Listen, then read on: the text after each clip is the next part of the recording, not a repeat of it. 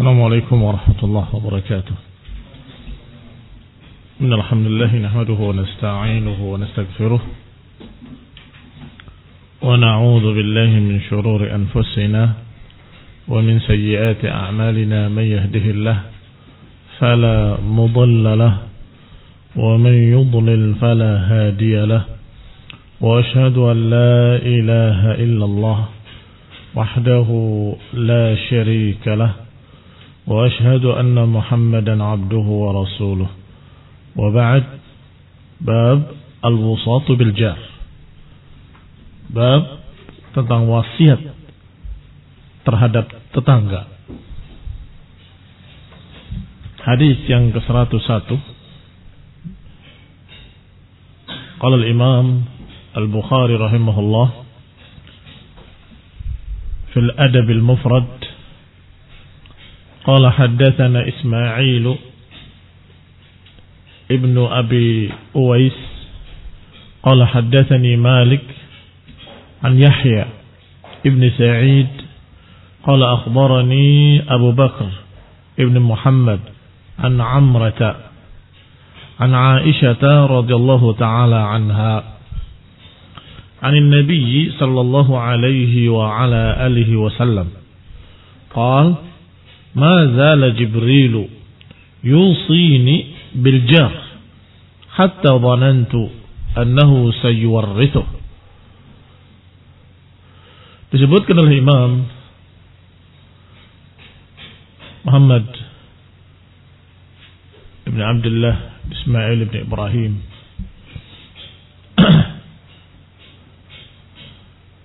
al-Bukhari rahimahullah, Muhammad ibn Ismail qala haddatsana Ismail ibn Abi Ubay ibn Abi Uwais qala haddatsani Malik an Yahya ibn Sa'id qala akhbarani Abu Bakar ibn Muhammad an Amrah.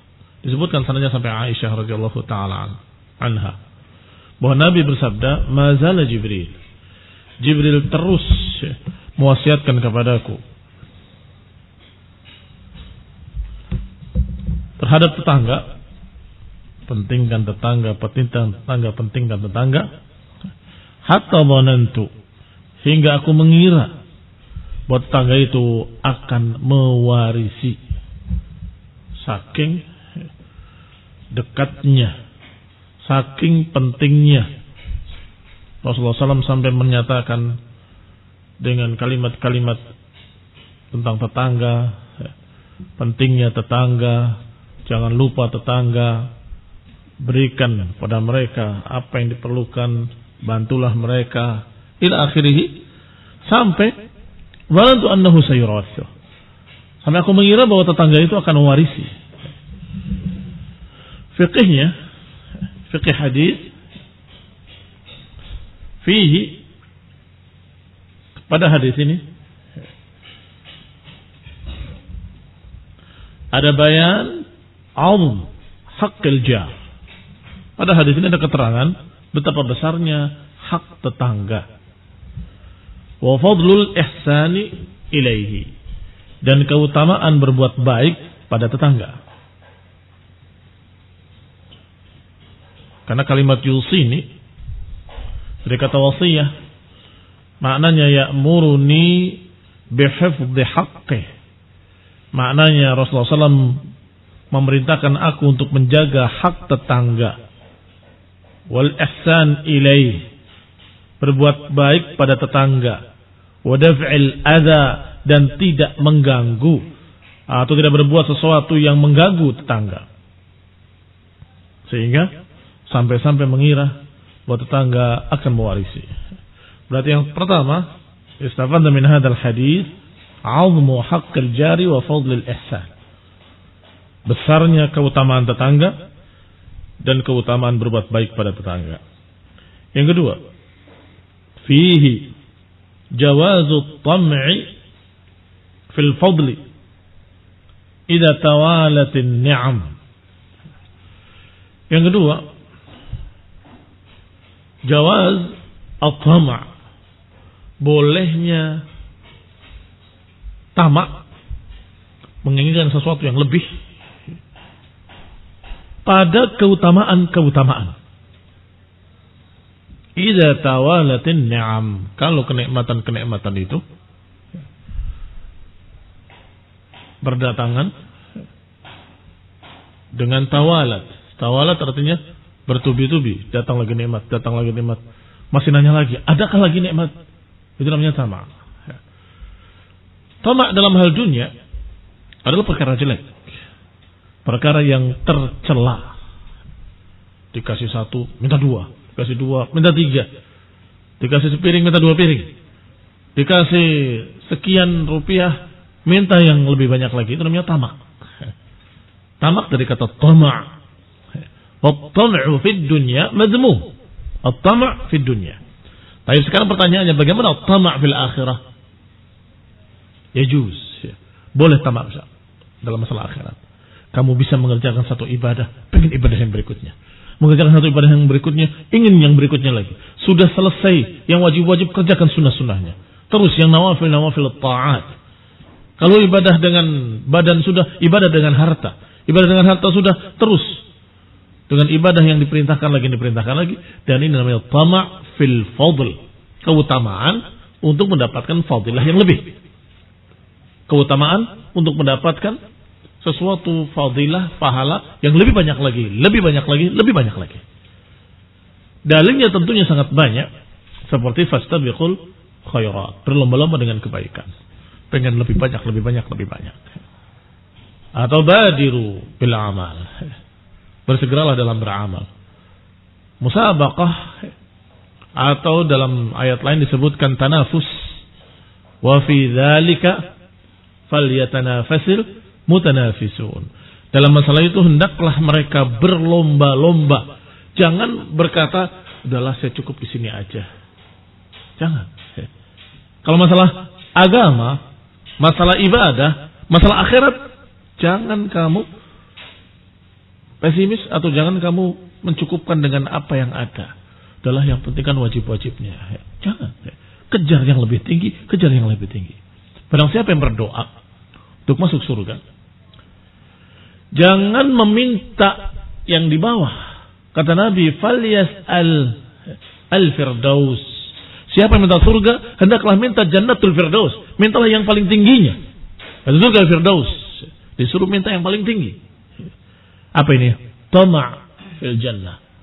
Tamak dalam masalah surga. Pengen yang paling tingginya.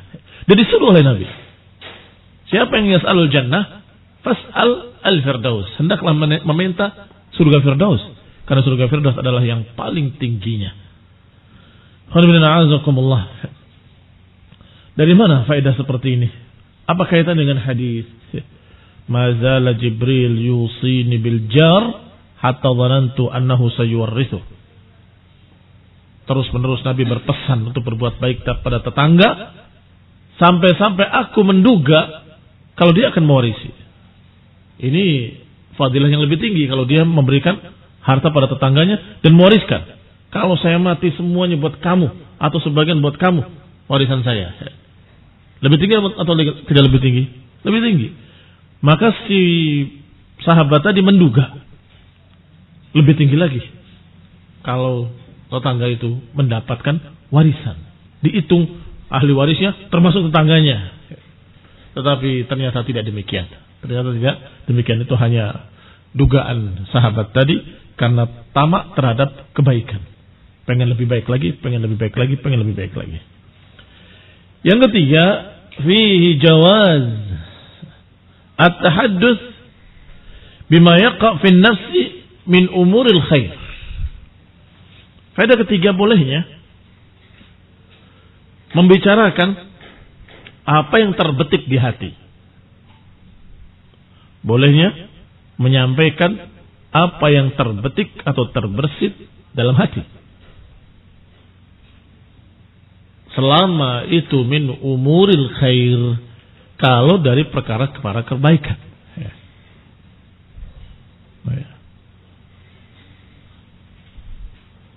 Begitu kamu datang disambut ahlan wa sahlan sambil menyampaikan isi hatinya. Sungguh saya sudah terpikir pengen datang ke rumahmu. Sampaikan apa enggak disampaikan?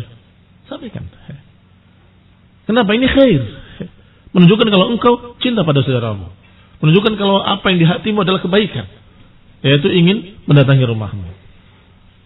Atau seperti yang tadi, sungguh sampai aku mengira waktu Rasulullah SAW bilang seperti itu, pesan padaku tetangga, di hatiku berkata jangan-jangan mereka juga mewarisi. Disampaikan oleh beliau ini. Sampaikan, kata Aisyah, aku mengira kalau tetangga itu mewarisi. Itu dalam hati. Tapi diucapkan, disampaikan untuk apa? Untuk menunjukkan bahwa pesan Nabi itu sangat tingginya, sangat besarnya, sampai dalam hatiku ada dugaan-dugaan seperti itu, yang lebih tinggi lagi. Baik, dan ini dalil bolehnya seseorang menyampaikan isi hatinya kalau baik. Kalau tidak baik jangan. Saya itu dalam hati saya pengennya orang itu tak gini kan, tak gitu kan, dendam hati saya. Itu kalau sudah sampaikan. Kalau bisa ditahan, ditutup dengan kesabaran, ni'mah, itu lebih bagus. Itu lebih baik.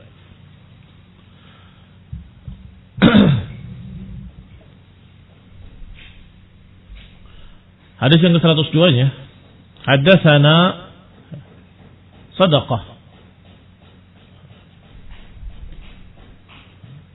Qala akhbarana Ibnu Uyainah an Amr an Nafi' ibn Jubair an Abi Shuraih al-Khuza'i an an-nabiy sallallahu alaihi wa ala alihi wa sallam qala man kana yu'minu billahi wal yawmil akhir falyuhsin ila jarih wa man kana yu'minu billahi wal yawmil akhir falyukrim dhayfahu wa man kana yu'minu billahi wal yawmil akhir falyaqul khairan aw liyasmut.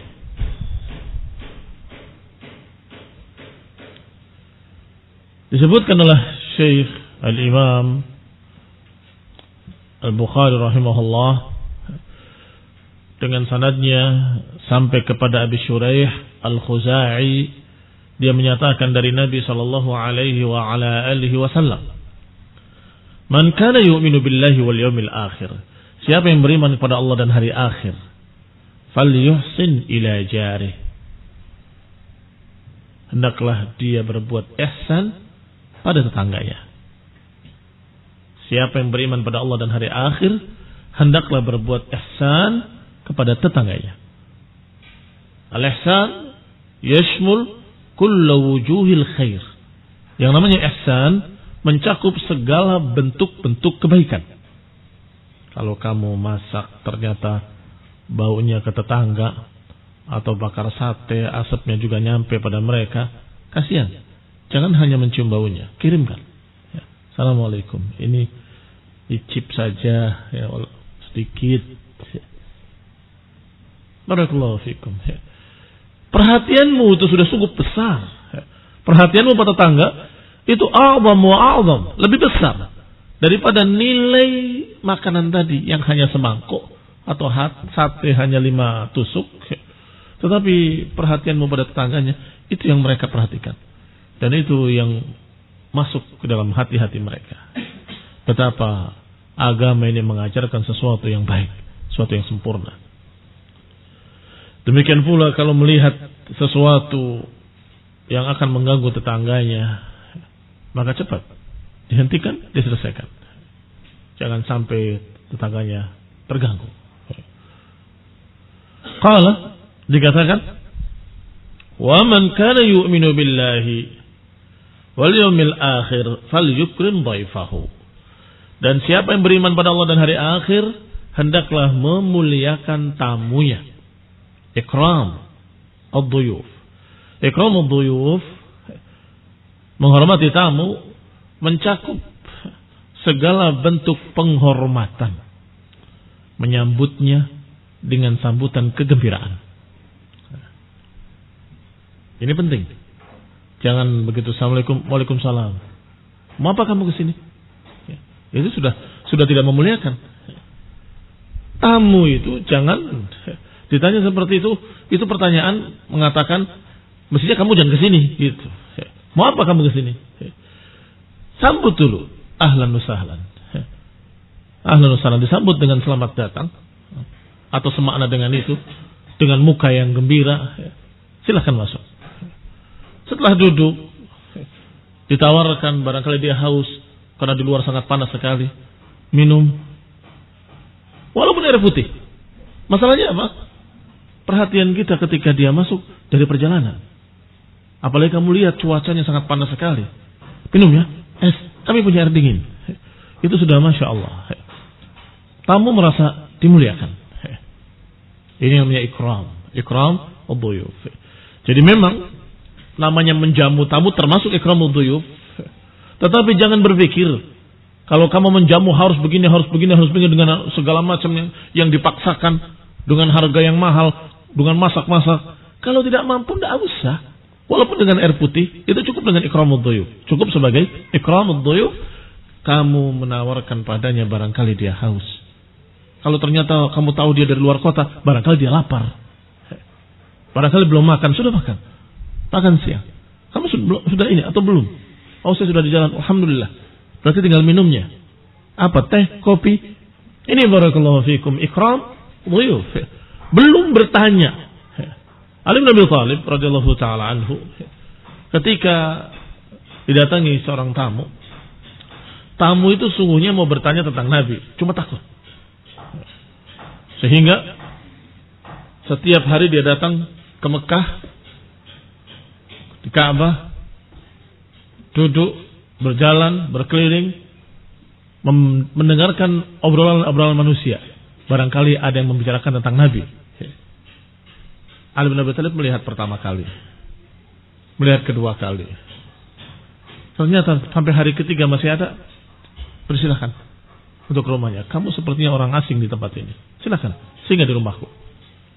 Singgah di rumahku. Dihormati sebagai tamu dengan makannya dan minumnya, dengan tempat tinggalnya. Tidur. Besoknya atau sorenya dia ada tempat lain. Mau tidur di masjid dekat Ka'bah lagi.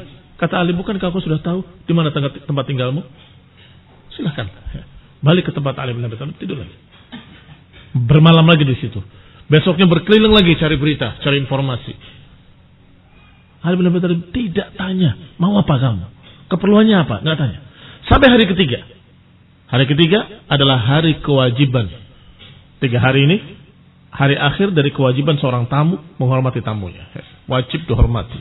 Paling tidak 3 hari. Kalau lebih dari itu, maka itu adalah sedekah buat kamu. Itu adalah kebaikan buat kamu. Baru ditanya di hari ketiga. Kamu sudah 3 hari di sini. Barangkali saya boleh bertanya. Ada perlu apa? Barangkali bisa saya bantu.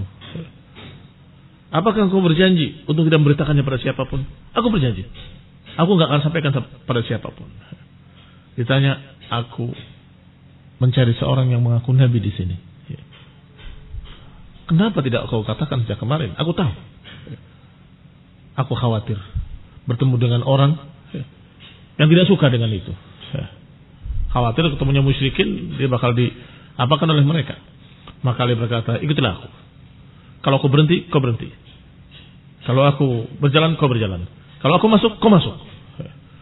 Jadi seakan-akan berbeda, seakan-akan tidak kenal, berjarak. Ali jalan, dia jalan di belakangnya sambil melihat Ali. Ali datang, dia jalan. Ali berhenti, dia berhenti juga. Ali berjalan, begitu Ali masuk, dia ikut masuk. Sampai bertemu dengan Rasulullah SAW dan kemudian masuk Islam. Ini barakallahu fikum. Asyahid di sana adalah bahwa ikramu dhuyuf adalah menghormatinya dan memuliakannya. Jangan sampai dia direndahkan di situ. Jangan sampai dia, na'udzubillah, kamu bikin malu di situ. Sehingga kamu hormati. Bahkan sampai dikisahkan ada seorang tamu di kumpulan orang-orang lain diberi makan, kemudian diberi mangkok-mangkok air. Itu mangkok air cuci. Tapi si tamu asing tadi dikira itu minumnya, diangkat diminum. Begitu tuan rumahnya melihat tamunya minum pakai air cuci tadi, dia ambil mangkoknya ikut minum. Supaya tidak terasa kalau dia itu salah. Akhirnya teman-teman tuan rumah ikut minum pula dengan mangkok tadi. Sehingga tamu sampai pulang nggak merasa kalau dia dalam keadaan salah meminum air yang harusnya itu bukan air minum tapi air cuci. Ini barakallahu fikum. Begitu sikap mereka dalam memuliakan tamunya. Tidak boleh tamunya dipermalukan, apalagi ditertawakan. Barakallahu fikum. Yang ketiga, man kana yu'minu billahi wal yawmil akhir falyaqul khairan aw liyasmut. Siapa yang beriman pada Allah dan hari akhir hendaklah berbicara yang baik atau diam. Jangan berbicara yang jelek, jangan berbicara yang buruk. Man kana yu'minu billahi wal yawmil akhir, siapa yang beriman pada Allah dan hari akhir hendaklah mengucapkan khairan, ucapan-ucapan yang baik, nasihat-nasihat yang bermanfaat, mengucapkan kata-kata yang ma'ruf, aw liyasmut, atau diam, jangan bicara. Barakallahu fikum. Fikihnya juga sangat jelas bahwa dalam hadis ini dikatakan ilhaqud darar bil jar qawlan wa fi'lan munafin li kamal iman wa munaqid li sifati Abdur Rahman atau Ibadur Rahman. Faedah pertama dari hadis ini bahwa mengganggu tetangga atau menyakiti tetangga apakah dengan perbuatan atau dengan ucapan itu bertentangan dengan kesempurnaan iman. Wa munaqid, dan membatalkan sifat dari sifat-sifat Ibadur Rahman. Sifat Ibadur Rahman wa Ibadur Rahman alladhina yamshuna 'ala al-ardi hauna wa idha khatabahumul jahiluna qalu salama ila akhirih. Itu Ibadur Rahman. Dan di antara sifat Ibadur Rahman, hamba-hamba Allah yang Maha Rahman, adalah menghormati, adalah memberikan kebaikan pada tetangganya. Maka kalau mengganggu tetangga itu bertentangan dengan keimanan, bertentangan dengan sifat Ibadur Rahman. Yang kedua, lidhaifi haqqun. Faedah kedua, bahwa tamu punya hak untuk dihormati. Fayanbaghi 'alal muslim an yuqri dhaifahu wa yastaqbilahu bi talaqatil wajhi. Maka semestinya atas muslim untuk yuqri dhaifahu, untuk menghormati tamunya. Wa yastaqbiluhu bi talaqil wajh, bi talaqatil wajhi, dan menemuinya dengan wajah yang ceria, wajah yang gembira. Ahlan wa sahlan, tafadhal. Jangan dengan muka yang cemberut, jengkel, dan mengatakan mau apa ke sini. Ini bukan ikramun dhuyuf. Wa yu'ajjil lahu al-wajibat al-ghidhaiyah, dan menyegerakan baginya apa yang dibutuhkannya. Pertama yang dibutuhkan apa? Duduk. Dia berjalan jauh ke rumahmu, kasihan dia. Silakan duduk, istirahat dulu. Silakan. Kadang-kadang orang nggak berani duduk sebelum kamu persilahkan. Dan yang lancang langsung duduk juga tidak sopan. Dia akan menunggu dipersilahkan. Silakan duduk. Setelah itu dipertanyakan yang berikutnya. Barangkali dia kehausan, mau minum, saya punya air dingin. Wa yaqumu bi khidmatihi bi nafsihi, dan melayani tamunya. Jangan tamunya yang sibuk. Tuan rumah yang sibuk. Tamunya mau bangun, tunggu, duduk, biar saya ambilkan. Perlu apa? Barakallahu fikum, itu yang namanya memuliakan tamu. Laisa min muru'atir rajul an yastakhdima dhaifahu. Sebagaimana dikatakan dalam ucapan Arab, dalam pepatah Arab atau nasihat orang-orang Arab, laisa min muru'atir rajul, tidak termasuk muru'ah seseorang, tidak termasuk kebaikan adab seseorang kalau tamunya dipekerjakan. Oh, silakan masuk, duduk. Oh, maaf, itu tolong ambilkan bos ini. Itu tidak adab namanya. Kok tamunya malah disuruh? Ya. Tolong itu kursinya digeser ke sana. Tolong itu. Kamu itu tuan rumah. Dia tamu. Mestinya kamu yang menggeser kursi, yang mengambilkan dari sana, mengambilkan dari sini. Ya. Barakallahu fikum. Laisa min muru'atir rajul an yastakhdima dhaifahu. Tidak termasuk muru'atir rajul. Tidak termasuk adab yang baik pada seseorang kalau menjadikan tamunya justru yang bekerja, tuan rumahnya malah santai. Wa yaqumu bi khidmatihi bi nafsihi, maka hendaklah tuan rumah melayaninya. Yang ketiga, fi istihbab tarkul kalam al-mubah khaufan min injirarihi ila al-makruh awil haraj. Dalam hadis ini ada anjuran untuk tidak berbicara. Walaupun mubah,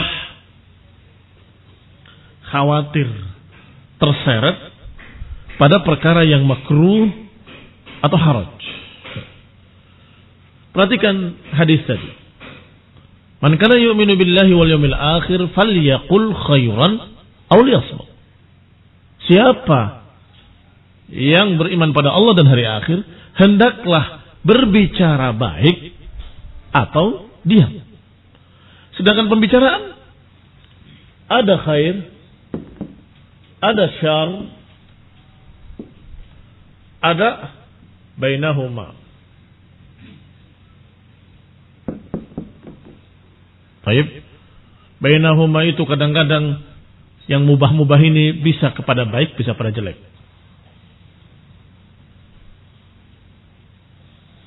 Ya Pak ya. Kamu mengatakan dengan kalimat bahwa si fulan pandai, si fulan bodoh. Ya, ikhbar, mengkhabarkan. Tetapi kalimat si fulan bodoh bisa kepada cercaan. Bisa pada ghibah kalau nggak ada orangnya. Walaupun memang benar bodoh. Bisa pula perkara yang mubah. Misalnya, itu tolong bantu dia bodoh. Nggak apa-apa kan? Boleh apa nggak boleh? Kasih tahu si fulan itu dia bodoh, nggak ngerti dia. Ajari, kamu bantu dia PR-nya. Kamu ajari dia. Dia itu kurang pinter. Boleh sesungguhnya. Berarti kembali pada niat. Naam. Yang bain-bain ini, kadang-kadang kamu bingung. Ini baik apa jelek? Karena kamu bingung. Ini khair apa syar? Bagaimana kita pilih? Ngomong apa nggak ngomong? Jangan. Kalau nggak benar-benar khair, uskut. Kalau tidak yakin baik, ya diam. Karena Nabi menyatakan falyakul khairan aw liyasmut, atau diam. Artinya barakallahu fikum, daripada kamu berbicara sesuatu ternyata sesuatu itu nanti menjadi jelek, lebih baik diam. Itu kan mubah, iya, tapi saya khawatir ini, khawatir itu. Sehingga kalau benar-benar baik, saya ngomong. Tetapi jangan ghulu dalam masalah kehati-hatian ini. Nanti akhirnya seperti mereka yang salah asuhan, salah bacaan, membaca bukunya Muhammad Ghazali, dia diam 1000 bahasa selama sekian tahun, nggak ngomong apapun, nggak sama orang tuanya, nggak sama ibunya, nggak sama abinya, nggak sama teman-temannya, nggak sama siapapun, sampai semua bilang dia stres. Kasihanlah anak sepulan stres. Diajak ngomong, kamu kenapa? Diam, nggak jawab. Kenapa? Setelah dikejar, ditekan, dinasehati, nggak mempan, ditanyakan sama orang tuanya, ini setelah baca buku ini, ternyata baca buku Ihya Ulumuddin Al-Ghazali. Maka akhirnya disampaikan kepadanya bahwa kamu itu keracunan buku ini salah, buku ini menyimpang. Yang benar begini. Yang namanya sahih dalam berbicara adalah falyaqul khairan aw liyasmut. Hendaklah berkata baik atau diam. Bukan diam 100%. Kalau baik ucapkan. Kalau perkara itu baik katakan. Sampai sekian banyak nasihat baru dia ngomong dengan kaget. Buku itu sesat. Nah, sembuh dia. Sekarang sudah bertanya, sudah berbicara, sudah mulai berkata. Kenapa? Karena berlebihan. Diam itu indah, diam itu emas, diam itu berwibawa, diam itu. Wah, pujian diam sampai sekian puluh. Dalam buku itu. Adapun berbicara sangat berbahaya. Apalagi bicara jelek, dosa. Bicara yang mubah kadang-kadang dipahami salah jadi dosa pula. Kadang-kadang nasihat juga membawa kepada riya atau membawa kepada ketersinggungan orang lain, atau membawa ini membawa itu, sampai berkata baik pun jangan. Sebab khawatir kamu berbicara baik dipahami jelek. Kamu berbicara baik mereka tersinggung. Kamu menasehati ternyata mereka salah paham. Akhirnya tidak berbicara apa-apa, diam. Kenapa? Diam emas. Diam itu berwibawa. Diam itu selamat. Diam itu adalah suatu kemuliaan. Diam itu puji diam-diam ini sampai sekian banyak. Padahal Ibnu Qayyim rahimahullah dan para ulama menyatakan yang namanya afat itu suatu bencana. Itu tidak terjadi hanya pada berbicara. Pada diam pun ada bencana. Ada afatul kalam, ada afatus sukut. Ada bahayanya berbicara, ada pula bahayanya diam. Jangan kemudian berkata harus diam karena gak ada bahayanya. Ada bahayanya. Disampaikan oleh Ibnu Qayyim rahimahullah dalam kitabnya dinukil atau diambil dari kitab itu satu kitab kecil bernama Afatul Lisan. Bahaya lisan. Lihat, bukan bahaya berbicara. Bahaya lisan, bahaya lidah. Ada berapa bahaya lidah? Ada 2. Bahaya berbicara dan bahaya diam. Lidah yang berbicara memiliki sekian bahaya. Lidah yang diam memiliki sekian bahaya. Apa bahayanya berbicara? Kalau berbicara dengan ucapan kotor, ucapan kufur, ucapan sesat, ucapan batil, mencela, menggibahi, berdusta, ini semua afat al-kalam. Kejelekan-kejelekan berbicara. Sedangkan afatus sukut, jeleknya diam, adalah diam dari kemunkaran. Diam dari sesuatu yang harusnya dia tegur, dia tidak tegur. Kata Ibnu Qayyim rahimahullah, dua-duanya godaan syaitan. Kalau seorang yang berbicara dengan ucapan jelek, ucapan kufur, ucapan sesat, fahada syaitanun natiq. Syaitanun natiq. Adapun mereka-mereka yang diam dari kemunkaran, diam dari kebatilan, diam dari kesalahan, dia melihat, menyaksikan, punya ilmu, tapi diam, maka dia syaitanun akhras, setan bisu. Dua-duanya syaitan. Syaitan akhras dan syaitan natiq. Kalau berbicara dengan ucapan jelek, syaitanun natiq. Kalau diam dari kemunkaran-kemunkaran, maka syaitanun akhras, setan bisu. Setan ngomong sama setan bisu lebih jelek mana? Hah? Setan bisu. Sudah setan bisu lagi. Nasallallahu alaihi wasallam. Barakallahu fikum. Maka kata Ibnu Qayyim rahimahullah, fil lisani afatan. Lidah itu memiliki 2 bahaya. Bahayanya berbicara dan bahayanya diam. Sehingga apa yang diucapkan oleh Nabi sallallahu alaihi wasallam dalam hadis ini merupakan ucapan yang sangat bijak dan sangat hikmah dan sangat tengah-tengah. Tidak ifrat, tidak tafrid. Tidak berlampaui batas ke sana, banyak ngomong, ngecepet, akhirnya banyak salahnya. Apa kata para salaf? Man kathura laghatuhu kathura khata'uh. Laghat itu ngomong. Siapa yang banyak ngomong, banyak salahnya. Ya betul. Walaupun niatnya baik, tapi ngomong segala macam disampaikan, segala macam bahaya. Bahaya. Siapa yang banyak ngomongnya, banyak salahnya. Man kathura laghatuhu kathura khata'uhu. Sekarang sebaliknya, diam terus, sama akan terjatuh dalam syaitanun akhras, Sehingga Nabi mengucapkan dengan hikmah, dengan kalimat yang tengah-tengah dan sangat bijak, falyaqul khairan aw liyasmut. Ngomonglah, disuruh untuk berbicara. Berbicaralah dengan baik. Kebaikan, kebaikan, kebaikan. Aw liyasmut, atau kalau tidak lebih baik diam. Kalau ucapan itu bukan ucapan yang khair, lebih baik diam. Kalau ucapan-ucapan yang mubah, ya walaupun boleh, lebih baik diam. Kalau dikhawatirkan, sehingga dia tidak banyak guyon, tidak apa-apa. Nggak apa-apa nggak banyak guyon, karena al-mizah la ya'ti bi khair. Guyon nggak mendatangkan kebaikan apa-apa. La ya'ti bi khair, nggak mendatangkan kebaikan. Sehingga dia diam. Ketika ada perkara-perkara yang baik, dia ngomong. Dia berbicara. Maka berarti dia bisa memilih apa yang perlu diucapkan dan apa yang tidak perlu diucapkan. Qala, dikatakan istihbab tarkul kalamil mubah. Dianjurkan untuk tidak berbicara dengan ucapan-ucapan yang mubah-mubah. Jadi nggak perlu banyak bicara. Khaufan min injirarihi ilal makruh, karena dikhawatirkan terseret kepada yang makruh. Yang keempat, faedah yang kita dapat dari hadis ini, as-samtu khairun minal kalam alladzi la faidata fi. Kita mendapatkan faedah bahwa diam itu lebih baik daripada ucapan-ucapan yang tidak berfaedah.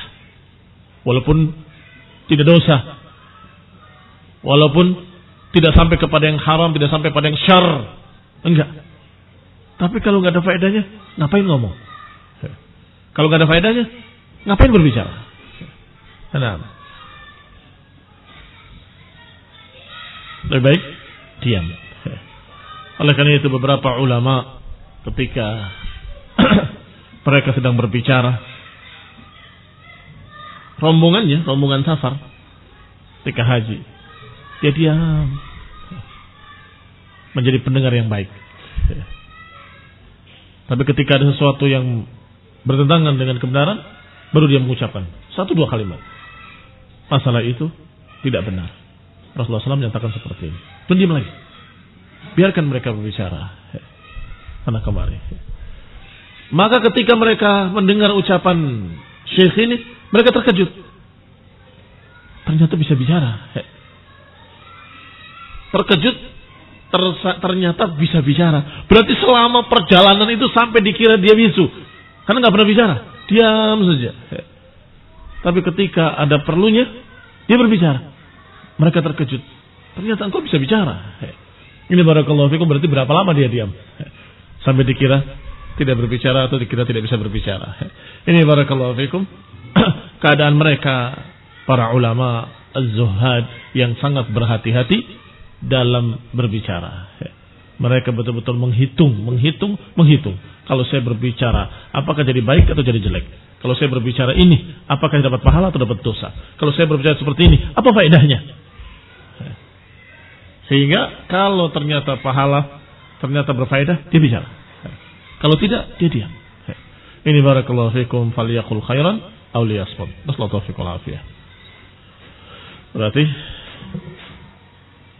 ulangan insyaallah sampai hadis wasaya lil jar.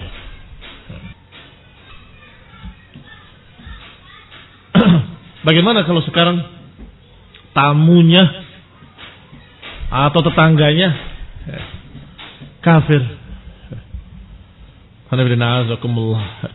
Tetangga yang kafir, kalau dia tetangga, berarti dia bukan kafir harbi. Iya kan? Berarti kafir, imma kafir zimmiyun, atau kafir mu'ahad, yang terikat janji untuk tidak saling mengganggu. Maka dianjurkan, dicontohkan bahkan oleh Nabi dan para ulama setelahnya untuk juga menghormati mereka fil ma'ruf, dalam perkara-perkara yang baik, dalam perkara-perkara dunia. Dalam perkara agama tetap lakum dinukum waliyadin. Tapi dalam masalah-masalah dunia tidak mengapa.